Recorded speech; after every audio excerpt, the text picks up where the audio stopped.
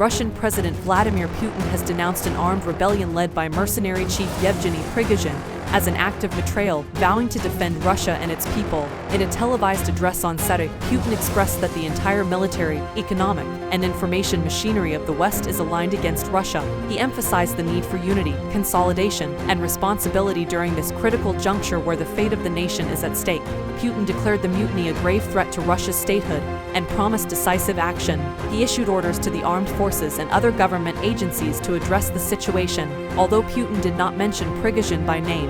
He condemned his actions as betrayal and treason, urging those involved not to make a tragic mistake and to cease their participation in criminal acts. Putin condemned the rebellion, highlighting that Russia is already engaged in a challenging battle for its future through the war in Ukraine. He reiterated the significance of unified efforts, emphasizing that an armed rebellion at such a crucial time deals a severe blow to Russia and its people. Putin stated that those responsible for planning and orchestrating the armed rebellion, turning against their comrades in arms, have betrayed Russia and will be held accountable. According to a source, Yevgeny Prigozhin, the leader of the Wagner Group mercenary organization, has declared his intention to overthrow the top military leadership in Russia. Prigozhin claimed that his force of 25,000 fighters is prepared to sacrifice their lives. He asserted that they have entered Russian territory and seized control of the military headquarters in Rostov-on-Don. The Russian government considers this act of betrayal and a treacherous act of aggression. The unfolding situation raises questions about the possibility of Prigozhin reaching Moscow, and whether this represents the most significant threat to Putin since the war began. During an emergency televised address, President Putin branded the armed mutiny by the Wagner Group as an act of treason. He warned that anyone who takes up arms against the Russian military will face punishment. 5:27 a.m. In the latest updates on the Russia-Ukraine war, Yevgeny Prigozhin, the leader of the Wagner mercenary group, has sparked controversy with his declarations. Prigozhin boldly claimed that he and his fighters have taken control of the army headquarters in Rostov-on-Don, a city in southern Russia. He further stated that his forces also commandeer the military sites in the city, including an aerodrome. Prigozhin's aim is to dismantle the top brass of Moscow's military leadership.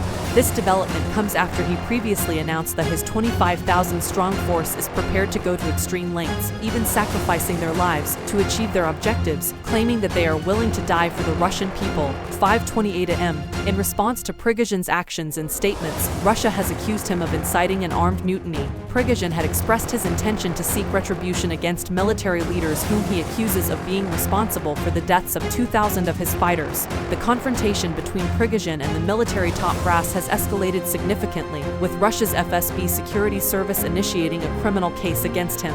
Additionally, the security agency has called on members of his Wagner private military company to disregard his orders and apprehend him. 5:28 a.m. Reports indicate that the city of Moscow has implemented heightened security measures following Prigozhin's call for the removal of Russia's military leadership. The situation continues to unfold, and tensions are palpable within the capital. 5:28 a.m. Yevgeny Prigozhin, the founder of the Wagner mercenary force, has made a bold claim that his fighters have crossed the border from Ukraine into Russia. In an audio recording posted on Telegram, Prigozhin asserted that they are prepared to confront the Russian military without hesitation. According to him, Wagner fighters have successfully entered Rostov, a city in southern Russia. 5:28 a.m. Challenging the Kremlin directly, the owner of the Wagner private military contractor, Yevgeny Prigozhin, has called for an armed rebellion with the goal of removing Russia's defense minister from power. In response, the security services wasted no time, initiating a criminal investigation against Prigozhin and issuing a warrant for his arrest. 5:36 a.m. The White House has expressed its vigilance regarding the situation involving Russia and the Wagner mercenary force. Adam Hodge, a spokesperson for the National Security Council, stated that the White House is closely monitoring the developments and intends to consult with allies and partners to address the evolving circumstances. 5:06 a.m. Yevgeny Prigozhin, the leader of Wagner, claims that his forces in Ukraine have successfully entered the Russian city of Rostov without encountering any resistance. 5:41 a.m. Let's take a closer look at Yevgeny Prigozhin, the head of the Wagner private military contractor who called for an armed rebellion against Russia's defense minister. Yevgeny Prigozhin, age 62, has been openly critical of Russia's military leadership, particularly regarding their handling of the war in Ukraine. He has a long-standing feud with the defense ministry and has accused them of failures in the conflict. Yevgeny Prigozhin publicly released a series of video and audio recordings expressing outrage, alleging that Defense Minister Sergei Shoigu had ordered a rocket strike on Wagner's field camps in Ukraine. These camps housed Prigozhin's troops who were fighting on behalf of Russia. Prigozhin declared that his forces would now take action against Shoigu through an armed rebellion and urged the military not to resist. He stated that this was a march for justice, not a military coup. However, the Defense Ministry denied carrying out the rocket attack. The Federal Security Services, through its National Anti-Terrorism Committee, announced an investigation into Prigozhin on charges of inciting an armed rebellion.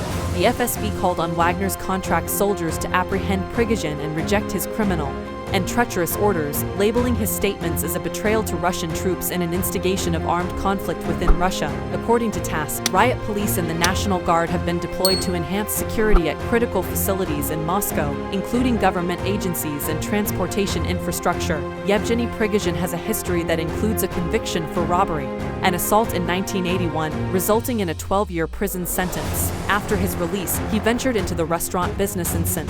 Petersburg during the 1990s, where he established a connection with Vladimir Putin, who was then the city's deputy mayor. Utilizing this connection, Prigozhin expanded his business activities, including catering and securing lucrative contracts with the Russian government, earning him the moniker Putin's chef. He later diversified into various other sectors, including media and a notorious internet troll factory, which led to his indictment in the United States for interference in the 2016 presidential election. In January, Prigozhin openly admitted to founding, leading, and financing the secretive Wagner company. Wagner first emerged during the conflict in eastern Ukraine shortly after Russia's annexation of Crimea in April 2014. While Russia consistently denied direct involvement of its troops and weapons in the separatist insurgency in Ukraine's Donbas region, Wagner's deployment allowed Moscow to maintain plausible deniability. Prigozhin's company, Wagner, derived its name from the nickname of its initial commander, Dmitry Utkin, a retired lieutenant colonel from Russia's special forces. The group quickly gained a reputation for its brutal and ruthless tactics. Wagner personnel have also been deployed in Syria, where they supported President Bashar Assad's government during the civil war. They have participated in conflicts in Libya, fighting alongside Commander Khalifa Haftar's forces, as well as operating in the Central African Republic and Mali. Reports suggest that Prigozhin has exploited Wagner's involvement in Syria and African countries to secure lucrative mining contracts. In January, U.S. Undersecretary of State Victoria Nuland stated that the company was utilizing its access to gold and other resources in Africa to fund operations in Ukraine. There have been allegations, particularly from Russian media, linking Wagner to the killings of 3 Russian journalists in the Central African Republic in 2018.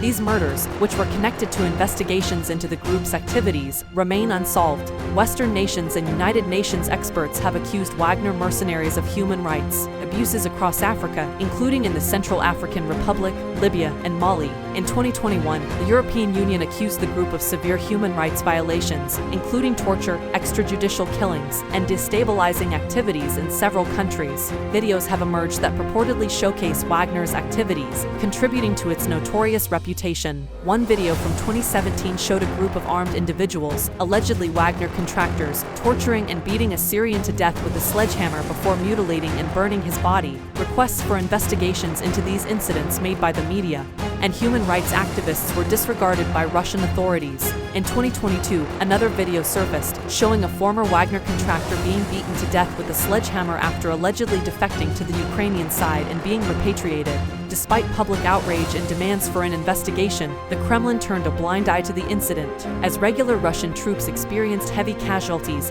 and territorial losses, Wagner assumed a more prominent role in the conflict. Prigozhin visited Russian prisons to recruit fighters, offering pardons upon completion of a 6-month frontline tour with Wagner. In a May interview, Prigozhin claimed responsibility for capturing the town of Soledar in Ukraine's Donetsk region and accused the Russian Defense Ministry of attempting to steal Wagner's glory. He frequently criticized Russian military leaders for incompetence, a departure from Russia's tightly controlled political system where such criticism is typically reserved for President Putin. John Kirby, spokesman for the White House National Security Council, suggested that Prigozhin's critical remarks regarding the war could be an attempt to claim credit for Wagner's achievements in Bakhmut while publicly embarrassing the Ministry of Defense. He implied that Wagner, not the Russian military, bore the cost in terms of lives and resources. Prigozhin, once a shadowy figure, has increasingly raised his public profile, boasting regularly about Wagner's alleged victories, taunting his enemies, and expressing dissatisfaction with military leadership.